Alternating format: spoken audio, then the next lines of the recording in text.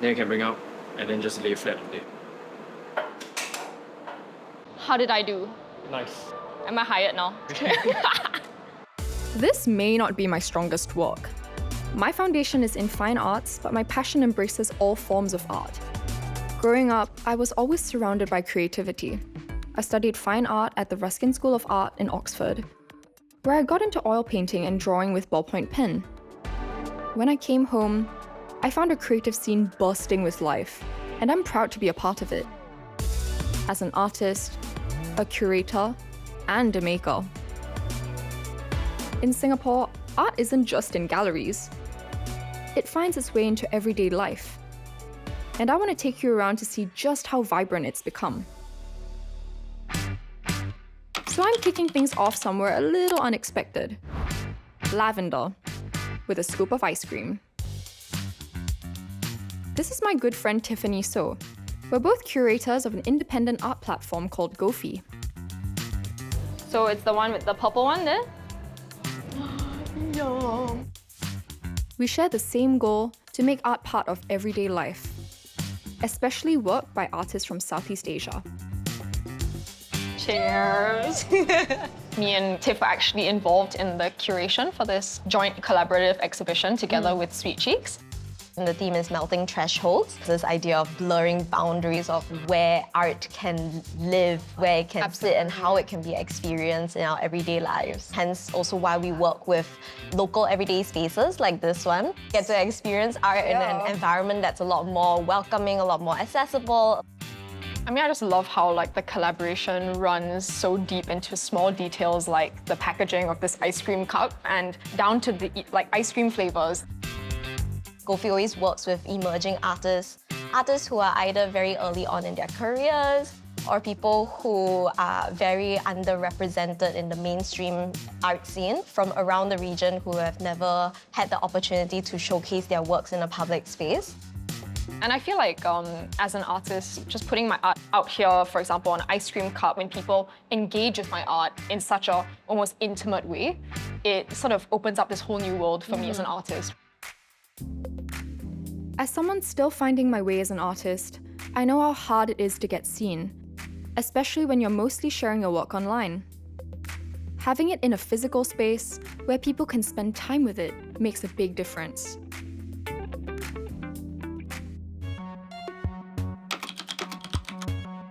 Which brings me to my next stop, Alexandra. Gillman Barracks has changed a lot over the years, but it's still one of the few places in Singapore with this many galleries in one spot. My favourite's right at the entrance.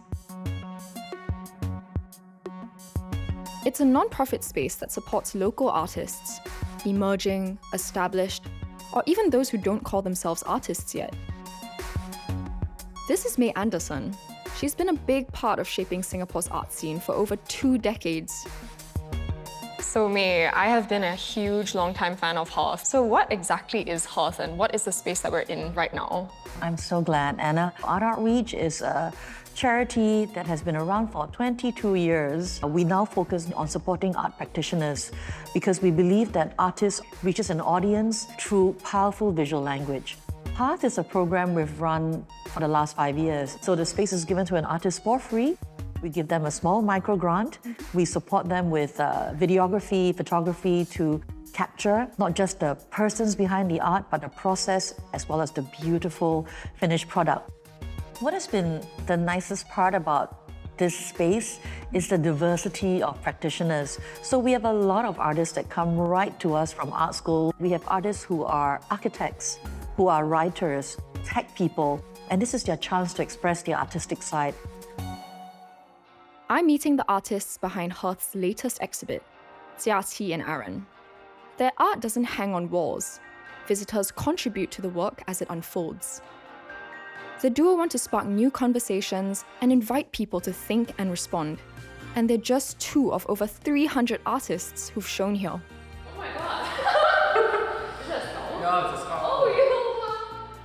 I've always been interested in this idea of learning and how it can take in different shapes and form. We did an open call for the public to submit different assignments that reflects a knowledge that's important to them.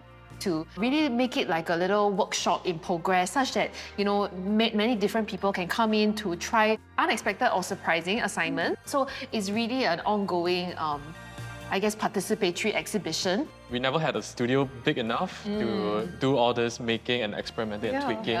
And the flexibility, I think that was very helpful. Art outreach also helps with like marketing and all that, which I think is really good. We can really look into like creating the work itself and having dialogue with the people who come to the space. Where do you guys go to look for art? I think we really are drawn to public art installations or community-based works. I think another alternative view is taking time to just wander can lead you to some nice chance encounters. Some of the most surprising places to find art are the ones you pass through without even thinking. So May takes me underground to a place I thought I knew very well. Dhoby Ghaut is the biggest MRT station in Singapore. I pass through it all the time, but I've never actually stopped to look at the art within. This one before us, created by one of my most formative teachers, Delia Pavaki, and her husband and artist, Milenko Pavaki. The Art in Transit program that features artwork in every MRT station. 112 stations and 116 artists. Singapore's largest collection of public art. Wow. So it's a real cool thing that art is not just in local museums, but actually it's in our MRT stations. Free, accessible. We are standing at an artwork called Interchange, and it's especially apt because this is an interchange station. It starts with blue and white pottery, and then it ends with Peranakan colors, celebrating that transition from people from China coming to Singapore, bringing the tradition of ceramics, but of course having it integrate with the Southeast Asian flavors. But it took about 9 months. So can you imagine firing each piece by herself? Every piece of the wall was fired by hand by Delia. And for Milenko, he had to lay all the mosaic along this wall and also along pillars in the station. And all of that was truly a labor of love, giving birth to this love child. As an artist, creating art at this scale in such a public space feels like a once-in-a-lifetime opportunity. I head to my next stop, Promenade Station, to see a large-scale art installation by the art collective Funk. When we first approached the project, we were really excited because this is our first large-scale public commission.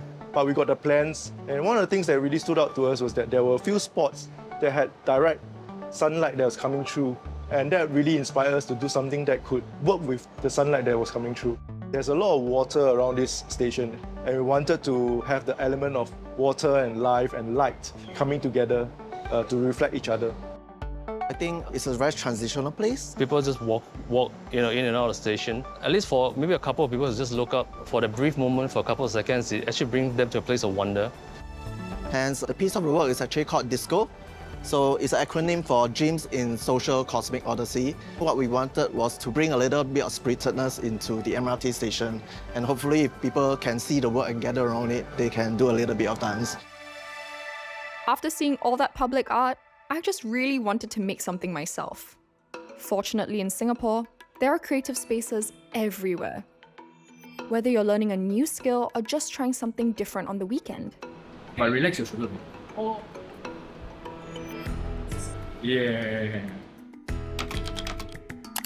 My go-to is this quiet ceramic studio in the West, where my friend Yang Ce has been working for the past 15 years, creating everything from tableware to sculptures.